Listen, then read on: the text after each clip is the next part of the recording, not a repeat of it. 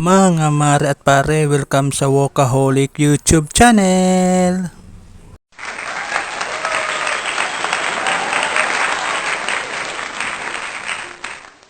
Yung mga hindi pa nag-subscribe, subscribe na at mag-like dito sa ating YouTube channel. Ito mga mare at pare, maugong at mainit at talaga namang kumukulo ang usap-usapan tungkol sa It's Showtime. Alam nyo kasi, ang status ngayon ng It's Showtime ay shaky. Pag sinabing shaky, umuuga-uga. Hindi stable ngayon ang status ng It's Showtime dahil sa usap-usapan na ang GMA7 ay pwede at may posibilidad na alisin, tanggalin at hindi na i-renew ang kanilang kontrata dyan sa GMA7. Ngayon, dahil pinag-uusapan yan, i-analyze natin at bigyan ng mga perspective, okay? Kasi perspective naman tayo dito, hindi tayo one-sided, okay? Ayon sa umuugong na usapan kahit sa mga social media at sa mga legit news outlet, di umano ang ipapalit sa It's Showtime ay ang TikTok clock nila Pokwang at ni Kim Atienza na self-produced ng GMA Kapuso Network. Ibig sabihin, ang GMA7 mismo ang nag-produce at gumawa ng show na TikTok clock. Ayon sa usap-usapan, ang TikTok clock ang ipapalit sa It's Showtime dyan sa noon time slot na inuukupahan ngayon ng It's Showtime. Ngayon, ang tanong, kung halimbawa lang ito ay isang hypothetical, theoretical na tanong. If and only if, kung halimbawa lang, kung totoo at may posibilidad na pagdesisyonan nila Annette Gozon na alisin ang It's Showtime sa noon time slot ng GMA7, anong show ang pwedeng ipalit na pwedeng tumapat sa rating ng Eat Bulaga? Sige nga, diba? Yan ang mga theoretical question, hypothetical question.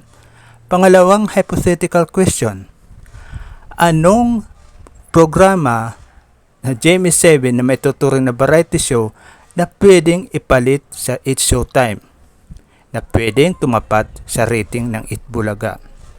Tandaan nyo, ang rating ng Eat Bulaga at It's Showtime ay hindi nagkakalayo.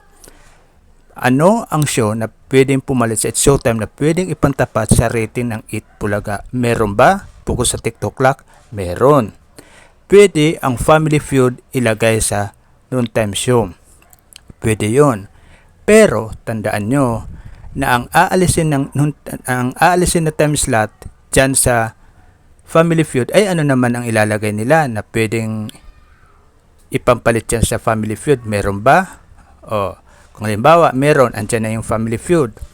Kaya ba ng Family Feud na tapatan ang format ng Eat Bulaga? Kaya ba ng rating ng Family Feud na tapatan ang rating ng Eat Bulaga? Tandaan nyo, pag lumipat ang Family Feud dyan sa noon time show slot, ang Family Feud ay mag-iiba yan ng format. Hindi pwede yung mga question and answer na game show lang, dahil ang variety show ay may iba't ibang format, may iba't ibang variety na kanilang panunuorin. Kung question and answer lang ang kanilang panunuorin sa Family Feud, malamang pagsawaan ito ng mga tao.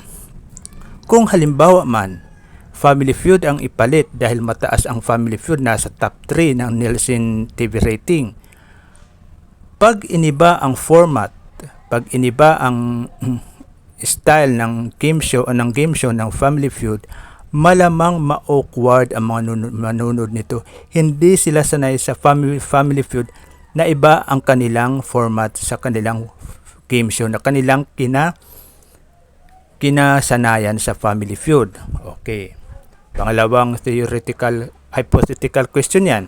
Pangatlong hypothetical question, anong show ang pwedeng ipalit sa It's Showtime na naging consistent high rating, pasok sa top 10 ang It's Showtime? Sige nga, meron ba? Take note, ang TikTok clock ay lagi nasa posisyong ng number 18 Pag hindi number 18, number 16. So hindi siya pasok sa top 10. Sa rating sheet ng Nielsen, ang Itbulaga ay nakakalamang laban sa TikTok Clock. Diba? So, hindi pwede na ang TikTok Clock ay ang ipalit dyan sa It's Showtime. Kung ganyan din lang ang kanilang standing sa Nielsen TV rating. Ngayon, dito naman sa side ng mga management, ang tinatawag ng mga top thinker, think tank ng Jimmy's Heaven, papayag pa sila na paalisin ang It's Showtime considering na ang It's Showtime ay consistent sa kanilang rating. Alam nyo ba, mula nang lumipat ang It's Showtime at mula nang magkaroon sila ng opening salvo dyan sa Jimmy's 7 Kapuso, alam nyo ba na hindi na bumaba ang rating ng It's Showtime at mula noon hindi na naungusan ng Itbulaga ang rating ng It's Showtime at mula noon ang It's Showtime lagi nang nasa number top 10 ng Nielsen TV rating. So paano nila paalisin yan? O diba? So malayong mangyari kung ako lang ang mag-a-analyze, kung a-analyze lang natin, ang It's Showtime ay isang income generator ng JMS7. Sila ang nagbibigay ng generating income na malakas dyan sa JMS7. So hindi pwede basta-basta na ang usap-usapan tungkol sa pagpapaalis sa It's Showtime ay basta-basta na lang ganong kadali. Sunod, ayon kay na Annette Gozon mismo sa kanyang pronouncement, merong nangyayaring negosasyon ngayon ang It's Showtime management at ang JMS7 management. So hindi natin alam kung anong negosasyon ang nangyayari.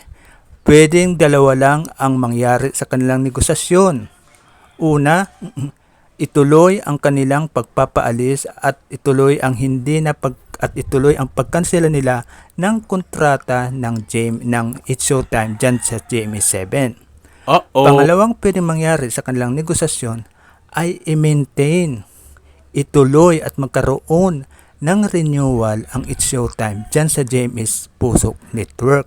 So, pag magkaroon ng renewal ang It's Showtime sa JMS7, muli tuloy-tuloy ang show ng It's Showtime at pag-ere dyan sa noon-time slot ng JMS7. Tandaan nyo mga mare at pare, ha? Kayong mga bashers ng It's Showtime, mahirap palitan ang tulad ng It's Showtime na pwedeng tumapat sa Itbulaga. Wala nang pwedeng makuha mga host na pwedeng ipantapat sa anumang show dyan sa Itbulaga. Dahil kung tutuusin, kung totoong talagang merong mga bankable, mga qualified na pwedeng mag-host na itatayong programa sa noon-time show ng JMS7, edi sana hindi na kumuha si Felipe Gozon ng It's Showtime. Dahil alam ni Felipe Gozon kung ano ang kanyang itataya dyan sa It's Showtime at hindi nga siya nagkamali mga mare at pare. Talagang patok na patok ang It's Showtime. Kuhang-kuha ito ang kanilang audience share sa pananghalian na show. Kaya ang It's Showtime ay laging nasa top 10 ng listahan ng TV Nielsen rating. Kaya mahirap imaginein kung paalisin ang It's Showtime sa JMS7 dyan sa pananghalian. Ito pa. Halimbawa, hypothetical uli ito na hypothetical na situation. Inalis na. Halimbawa, inalis na ang It's Showtime. Wala nang It's Showtime. Halimbawa, nandyan ang TikTok Clock. Anong format naman ang babaguhin ng TikTok Clock? Kasi ang format niyan gaya-gaya at putumaya lang naman yan sa It's Showtime, yung kantahan, singing contest, kinopya din lang naman dyan sa It's Showtime yung tawag ng tanghalan.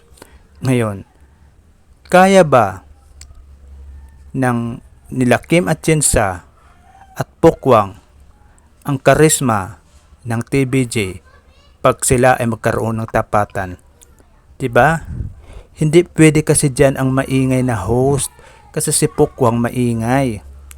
Hindi pwede dyan ang agawan ng boses. Kasi pag marami kayo masyado dyan at nag-aagaw ng boses, nag-aagaw ng eksena, malamang yung mga nanonood maiinis, di ba? At kung ang inyong mga punchline, ang inyong patawa ay hindi swak sa panlasa ng mga tao, mahihirapan kayo i-maintain ang rating na yan. Kasi ang pagpapatawa, yung tinatawag na punchline, given talent yan, instinct yan. Ipinanganak ang taong ganyan, talagang magpatawa punchline on the air. Yan ang talent ni Vice Ganda na dinadala niya sa It's Showtime. Kaya yan, nung mag-discover ng mga tao na ganyan ang format ng It's Showtime, mga punchline ni Vice Ganda, dyan nag-stick ang mga tao na hindi sila naboboring. Kaya nga yan, naging consistently high ang rating ng It's Showtime dahil sa talent ni Vice Ganda. Hindi ko itinatas ang bangko ni Vice Ganda ha.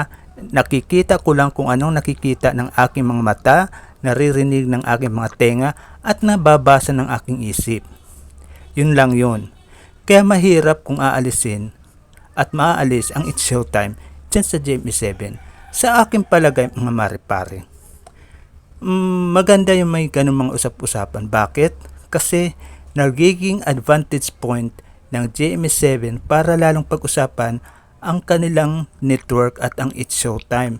Nagkakaroon ito ng alingas-ngas, nagiging interesado at curious ang mga viewers ngayon at mga netizens kung ano ang mangyayari dyan sa GMA7 at ang It's Showtime. So, dahil dyan nagiging interesting, lalo nag-i-stick ang mga tao, nag-aabang kung ano ang mangyayari at magaganap dyan sa kanilang issue sa noon time slot regarding sa kanilang kontrata na hanggang December na lang.